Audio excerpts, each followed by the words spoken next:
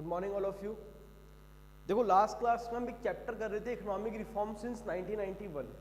जो last topic अपन ने किया था बेटा वो किया था elements of new economic policy, जिसमें अपन ने पढ़ा था लिबरलाइजेशन और प्राइवेटाइजेशन। आज हम लोग पढ़ लेंगे नेक्स्ट टॉपिक है जो हमारा टॉपिक है बेटा ग्लोबलाइजेशन। क्या पढ़ने वाले हैं हम? ग्लोबलाइजेशन। सर इस ग्लोबलाइजेशन का क्या मतलब होता है?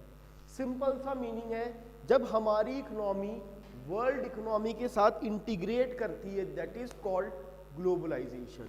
मतलब जब हम लोग इंपोर्ट एक्सपोर्ट कर रहे हैं रेस्ट ऑफ द वर्ल्ड के साथ, that is called globalisation. The integration of domestic economy with world economy is known as globalisation. तो मैंने क्या बताया? द इंटीग्रेशन ऑफ हमारी economy with world economy is called globalisation. In other words, it may be defined as a process of increasing openness। मैं ऐसा बोल सकता हूँ अब हमारी economy rest of the world के साथ ओपननेस को इंक्रीज कर रही है। ग्रोइंग इकोनॉमिक इंटरडिपेंडेंस, एक कंट्री दूसरी कंट्री पे इंटरडिपेंड हो रही है। और deepening economic integration in the world economy, और अब हम वर्ल्ड इकोनॉमी के साथ इंटीग्रेट कर रहे हैं। अब सर एक क्वेश्चन आता है कि कौन कौन सी ऐसी पॉलिसीज है, कौन कौन सी ऐसी पॉलिसीज है जो ग्लोबलाइजेशन को प्रमोट करती है। तो सबसे पहला पॉइंट इसके अंदर अपन को क्या पढ़ना है बेटा, ध्यान से देखना। पहला पॉइंट है increase in limit of equity in foreign investment, in foreign investment. तो मैंने क्या बताया? Increase in the limit of equity in foreign investment. The equity limit which was 40% was now upgraded to 51% and even higher। तो मैंने simply क्या बोला कि sir जो इक्विटी लिमिट थी जो पहली 40% थी, अब बढ़कर कितनी हो गई? वो 51%। मतलब जो लिमिट थी फॉरेन इन्वेस्टमेंट की वो हमने बढ़ा दी, बढ़ा के कितनी कर दी सर? 40% से बढ़ाकर हमने वो कर दी 51%। दैट इज ये पॉलिसी थी जो ग्लोबलाइजेशन को प्रमोट कर रही थी। And the concept of increasing the limit is to welcome foreign investment. और सर हमने क्यों इंक्रीज करी? जिससे हम फॉरेन इन्वेस्टमेंट को वेलकम कर सके। And increase the flow of foreign exchange, और हमारी इकोनॉमी में फॉरेन एक्सचेंज का आउटफ्लो और इनफ्लो बढ़ सके। क्लियर? तो सबसे पहली पॉलिसी क्या थी? हमने जो फॉरेन इन्वेस्टमेंट की लिमिट थी उसको इंक्रीज कर दिया। दूसरा आता है बेटा reduction in tariff. Reduction in tariff, जो टैक्सेस थे वो भी हमने रिड्यूस कर दिए। The amount of tax imposed on import of goods is also reduce up to the maximum possible limit. मतलब जो इंपोर्ट ड्यूटी थी गवर्नमेंट ने रिड्यूस कर दी जितना वो लोग रिड्यूस कर सकते थे। That is called up to the maximum possible limit. जितना गवर्नमेंट के कंट्रोल में था उतना उन्होंने उसको रिड्यूस कर दिया। The amount of tax imposed on import of goods is also reduced up to the maximum possible limit, so that international competition and technological upgradation can be enjoyed। जिससे हम क्या इंजॉय कर सके? इंटरनेशनल मार्केट में compete कर सके और latest technology को अडॉप्ट कर सके। तो देखो कौन कौन सी पॉलिसीज थी। पहला क्या किया इन्होंने? फॉरेन इन्वेस्टमेंट लिमिट को इंक्रीज कर दिया। जो पहले 40% थी अब बढ़ा के कितना कर दिया बेटा उसको? 51%। दूसरा मैंने क्या बोला? जो इंपोर्ट ड्यूटी थी उसको रिड्यूस कर दिया। क्या बोला मैंने बेटा? जो इंपोर्ट ड्यूटी थी उसको रिड्यूस कर दिया up to the maximum possible limit. तीसरा स्टेप क्या उठाया बेटा? Removal of quantitative restriction.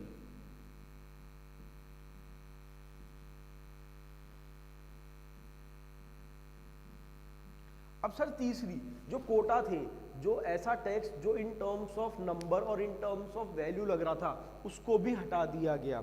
The quota system was abolished by the government of India to promote trade.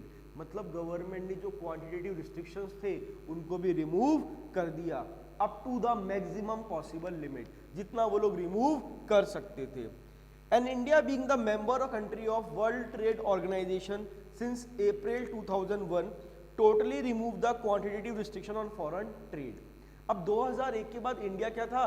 WTO का मेंबर बन गया, और जैसे ही वो मेंबर बना उसने इस क्वांटिटेटिव रिस्ट्रिक्शन को पूरा का पूरा रिमूव कर दिया, अब हटा ही दिया गया।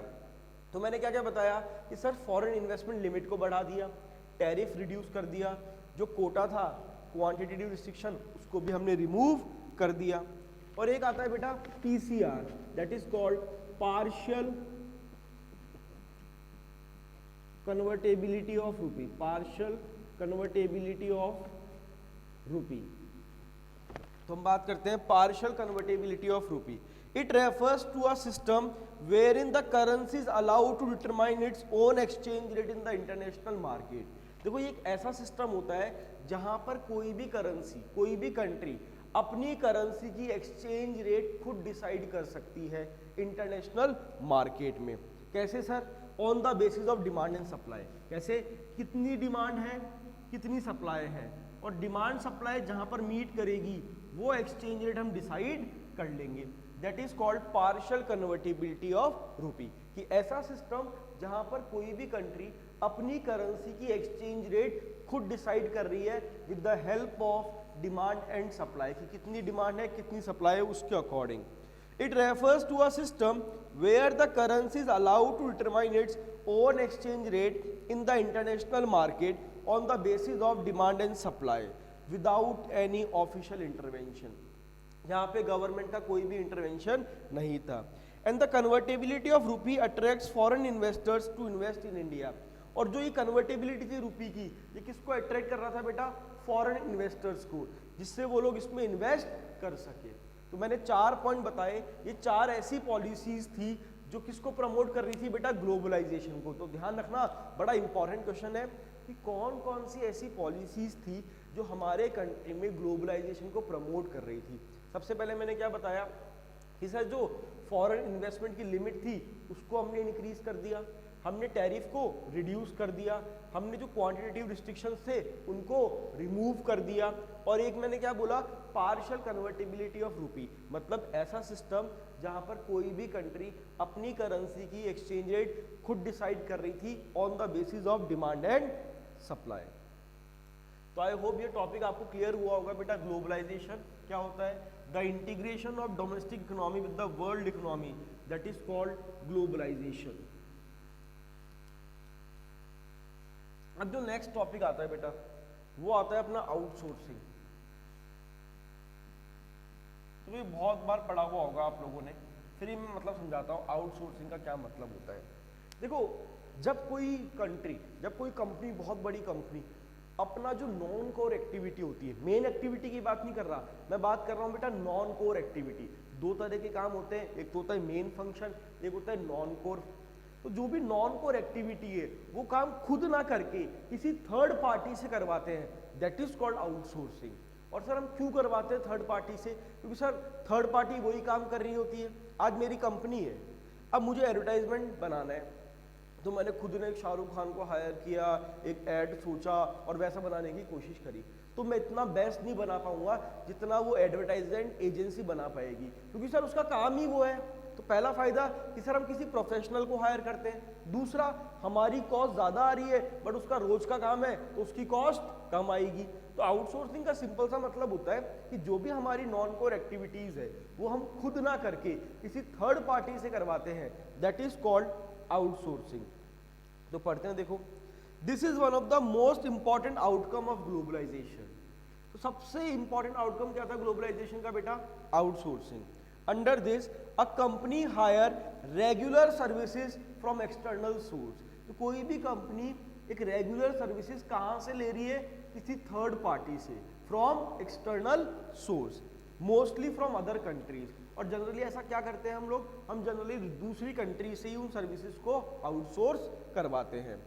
तो देखो under this a company hires regular services from external source mostly from other countries which were previously done internally. वो जो हम पहले खुद कर रहे थे वो अब खुद ना करके हम किसी थर्ड पार्टी से करवा रहे हैं। और ऐसा क्यों करवाते हैं सर? सुनना, the low wage rate, cheap labour है वहाँ पे, availability of skilled manpower, existence of special economic zone have made it a destination for global outsourcing, in the past reform period. ये सर सस्ते में काम हो रहा है, स्किल्ड मैन पावर है उनके पास, और existence of special economic zone, ये बहुत सारे रीजंस है जिस कारण से वो काम हम खुद ना करके किसी और से करवा रहे हैं। सर एग्जाम्पल कौन कौन से ऐसे काम है जो हम थर्ड पार्टी से करवाते हैं, तो मैं कुछ एक एग्जाम्पल्स आपको बताता हूँ। The main services which are outsource from India by developing countries are call centre, जिसे आपने जेनपेक्ट सुना होगा, film editing, music recording, record keeping etcetera. तो ये सारे के सारे हम क्या करते हैं, खुद ना करके किसी थर्ड पार्टी से करवा रहे हैं।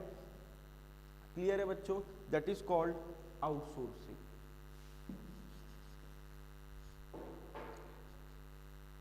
नेक्स्ट टॉपिक आता है बेटा अपना special economic zone, SEZ। Sir ये स्पेशल इकोनॉमिक जोन कौन सा होता है?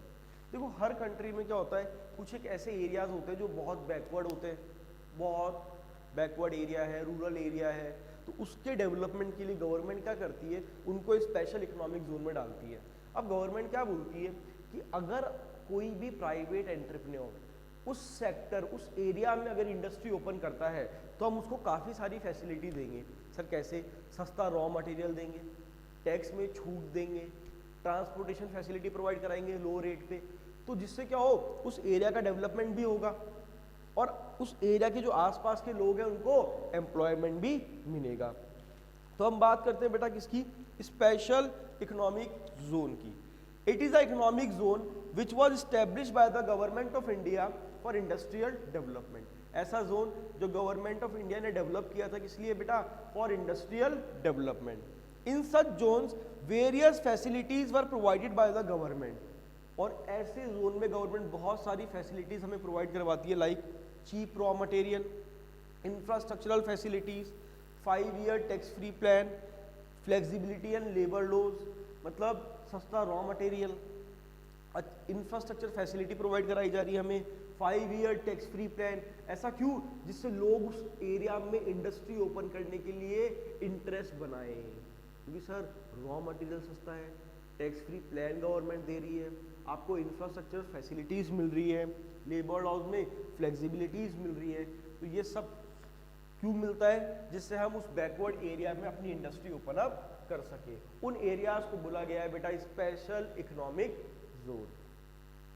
तो आई होप आपको दोनों टॉपिक क्लियर हुए होंगे, आउटसोर्सिंग क्या होता है और SEZ क्या होता है। अब देखो हमारा जो चैप्टर है उसका नाम क्या है बेटा? Economic reforms. तो आपने पढ़ा इसमें से 3 एलिमेंट्स थे, क्या क्या? लिबरलाइजेशन, प्राइवेटाइजेशन और ग्लोबलाइजेशन। तो यहाँ पे चैप्टर पूरा खत्म होता है। अब इस चैप्टर के कुछ टॉपिक्स हम करें, तो सर इन्होंने पूछा कि sir what are the achievements, what are the achievements, या फिर एडवांटेजेस बोल लो, या फिर मेरिट्स बोल लो। तो what are the achievements, advantages and merits of economic reform, कि सर इकोनॉमिक रिफॉर्म से हमें क्या क्या फायदे हुए वो हमें पढ़ना है। तो बड़ा इंपॉर्टेंट टॉपिक है, ये एग्जाम में आ सकता है कि सर न्यू इकोनॉमिक जो पॉलिसी आई थी उससे हमें क्या क्या फायदे हुए थे हमारी कंट्री को। तो सबसे पहला फायदा, increase in rate of economic growth. मैंने क्या बताया बेटा आपको? Increase in rate of economic growth. Sir जो हमारी इकोनॉमी की ग्रोथ थी, उसकी जो ग्रोथ रेट थी वो काफी इंक्रीज हो गई। तो पहला फायदा क्या हुआ? The Indian economy was no longer a stagnant economy. अब हमारी इकोनॉमी स्टेगनेंट इकोनॉमी नहीं रही। The policy of 1991 pulls out the economy from stagnancy to the developing country. और अब हमारा कंट्री क्या बन गया? स्टेगनेंट इकोनॉमी से डेवलपिंग कंट्री। तो सबसे पहला फायदा क्या हुआ कि सर जो इकोनॉमिक ग्रोथ की रेट थी वो इंक्रीज हो गई। दूसरा, rise in foreign exchange reserves, rise in foreign exchange reserve. तो देखो इंपोर्ट एक्सपोर्ट जैसे बढ़ा तो फॉरेन करेंसी का इनफ्लो और आउटफ्लो भी इंक्रीज हो गया, तो ऑटोमेटिकली हमारे यहाँ जो फॉरेन एक्सचेंज था वो भी इंक्रीज हो गया। Due to relaxation in tariff and increase in the limit of FDI, the foreign exchange reserve of the economy increases from $3362 million to 25,186 million, तो ये भी हमारे यहाँ इंक्रीज हो गया। देखो डेटा याद कर सको तो बेस्ट है, नहीं तो पॉइंट्स तो याद रखना। पहला मैंने क्या बोला कि सर इकोनॉमिक ग्रोथ की रेट बढ़ गई, जो फॉरेन एक्सचेंज रिजर्व था वो इंक्रीज हो गया। तीसरा फायदा सर जो फॉरेन इन्वेस्टमेंट की लिमिट थी वो भी इंक्रीज हो गई। तो foreign investment limit also increases from $100 million to $150 million. तो ये तीन फायदे मैंने आपको बताए। क्या क्या कि सर जो हमारी इकोनॉमिक ग्रोथ की रेट थी वो इंक्रीज हो गई, सर जो फॉरेन एक्सचेंज रिजर्व था वो इंक्रीज हो गया, सर फॉरेन इन्वेस्टमेंट की लिमिट भी इंक्रीज हो गई। तो ये तीन अपन ने एडवांटेजेस पढ़े न्यू इकोनॉमिक पॉलिसी के कि सर इकोनॉमिक ग्रोथ की रेट इंक्रीज हो गई, फॉरेन एक्सचेंज रिजर्व बढ़ गया, फॉरेन इन्वेस्टमेंट की लिमिट भी इंक्रीज हो गई। उसके अलावा और क्या फायदे हुए देखना, क्या लिख देता हूँ, rate of inflation decreases, sir जो इन्फ्लेशन था वो रिड्यूस कर हो गया, मतलब महंगाई हमने कंट्रोल में कर ली। The rate of inflation also decreases from 17% to 6.5% in 2001। तो मतलब तीन चीज तो बढ़ी, क्या क्या, economic growth, foreign exchange reserve और फॉरेन इन्वेस्टमेंट, और तीन चीज हमने कंट्रोल करी, क्या क्या, इन्फ्लेशन कंट्रोल कर लिया, फिस्कल डेफिसिट मतलब जो बोरोइंग्स हम कर रहे थे रेस्ट ऑफ द वर्ल्ड से वो भी हमारी रिड्यूस हो गई, मतलब उधारी भी हमारी कम हो गई। The fiscal deficit of the economy is also reduced from 8.5% to less than 5%, 8.5 से 5% पे हम आ गए बोरोइंग्स को लेकर। और last the deficit of BOP, जो बीओपी था बैलेंस ऑफ पेमेंट, जो बीओपी का डेफिसिट था वो भी हमने कंट्रोल कर लिया। The deficit of BOP also comes under control. तो बेटा मैंने 6 पॉइंट बताया आपको एडवांटेजेस में, क्या क्या, सर तीन चीज तो इंक्रीज हुई, तीन चीज रिड्यूस हुई।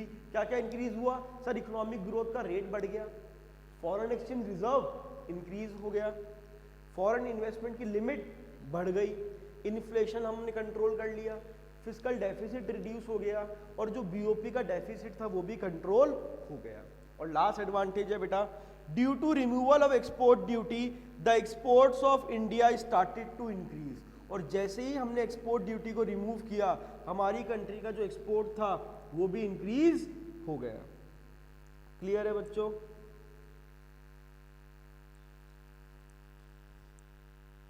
तो ये अपन ने पढ़े achievements of new economic policy. तो आई होप आपको क्लियर हुआ होगा। देखो बहुत इंपॉर्टेंट है पूरा चैप्टर। तो जो अपना ने ये टॉपिक पढ़ा, ये पढ़ा है बेटा advantages of new economic policy, कि हमारे यहाँ जो न्यू इकोनॉमिक पॉलिसी आई थी उसके क्या क्या एडवांटेजेस थे, उसके क्या क्या मेरिट्स थे। तो सबसे पहले मैंने बताया आपको कि सर जो इकोनॉमिक ग्रोथ का रेट था वो इंक्रीज हो गया, फॉरेन एक्सचेंज रिजर्व बढ़ गया, फॉरेन इन्वेस्टमेंट की लिमिट इंक्रीज हो गई, जो इन्फ्लेशन था वो हमने कंट्रोल कर लिया, जो फिस्कल डेफिसिट था मतलब जो हमारी बोरोइंग्स थी वो भी हमने कंट्रोल कर ली, और जो बीओपी का डेफिसिट था वो भी कंट्रोल हो गया। और जैसे हमने एक्सपोर्ट ड्यूटी रिमूव करी, हटाई, हमारी कंट्री का एक्सपोर्ट भी इंक्रीज हो गया। अब इसमें कुछ एक फिगर्स दे रखे हैं, वो भी आपको याद हो तो कर लेना, मैंने नीचे अलग से लिख रखा है, देखना आप। जैसे जो फॉरेन एक्सचेंज का जो इकोनॉमी का रेट था वो था बेटा 5.6%, उससे बढ़ के कितना हो गया 7.6%। जो फॉरेन एक्सचेंज रिजर्व था वो था पहले $3362 मिलियन, उससे बढ़ के कितना हो गया $25,186 मिलियन। जो फॉरेन इन्वेस्टमेंट की लिमिट थी वो कितनी थी $100 मिलियन टू $150 मिलियन। जो इन्फ्लेशन था वो कहां से कहां तक आ गया सर 17% से 6.5%। जो फिस्कल डेफिसिट थी वो कहां से कहां तक आ गया 8.5% टू लेस देन 5%। अगर ये वैल्यूज आप याद कर सको तो बेस्ट है, याद करके जाना, अच्छा इंपैक्ट पड़ेगा। बाकी ये सारे के सारे अपन ने क्या पढ़े, एडवांटेजेस, अचीवमेंट्स और merits of new economic reforms since 1991। बड़ा इंपॉर्टेंट टॉपिक है, ध्यान रखना। तो हमने अभी टॉपिक स्टार्ट किया था ग्लोबलाइजेशन। मैंने क्या मतलब बताया उसका कि sir the integration of the domestic economy with the world economy is called globalisation. और मैंने बताया फिर कौन कौन सी ऐसी पॉलिसीज है जो ग्लोबलाइजेशन को प्रमोट कर रही है। तो मैंने बताया सबसे पहले आपको policies promoting globalisation, increase in the limit of equity in foreign investment, ये सर फॉरेन इन्वेस्टमेंट की लिमिट हमने बढ़ा दी। रिडक्शन इन टैरिफ, जो टैरिफ था उसको हमने रिड्यूस कर दिया। रिमूवल ऑफ क्वांटिटेटिव रिस्ट्रिक्शन, जो कोटा सिस्टम हमारी कंट्री में था वो हमने रिमूव कर दिया। और एक लास्ट पॉइंट अपन ने क्या पढ़ा था बच्चों, लास्ट पढ़ा था अपन ने पार्शियल कन्वर्टेबिलिटी ऑफ रूपी, ऐसा सिस्टम जहां पर कोई भी कंट्री अपनी करेंसी की एक्सचेंज रेट खुद डिसाइड कर रही थी with the help of demand and supply. फिर अपन एक पढ़ा बेटा आउटसोर्सिंग। तो मैंने आपको आउटसोर्सिंग का क्या मतलब बताया, जब हम रेगुलर सर्विसेज किसी एक्सटर्नल सोर्स से हायर कर रहे हैं, दैट इज कॉल्ड आउटसोर्सिंग। फिर अपन ने पढ़ा स्पेशल इकोनॉमिक जोन, ऐसा एरिया जो बैकवर्ड है, काफ़ी अंडर डेवलप्ड है, अनडेवलप्ड है, उसको उस एरिया में प्राइवेट एंटरप्रेन्योर्स को एनकरेज करने के लिए चीप रॉ मटेरियल देना, टैक्स फ्री प्लान देना, जिससे उस एरिया का डेवलपमेंट हो सके। और लास्ट जो अपन ने आज टॉपिक पढ़ा वो पढ़ा बेटा achievements of new economic policy, या फिर what are the merits of advantages of new economic policy. तो आज आपको यहाँ तक का पार्ट करना है, नेक्स्ट क्लास में हम पूरे चैप्टर को खत्म कर देंगे और फिर इसको रिवाइज करने की कोशिश करेंगे। Thank you all of you, have a good day.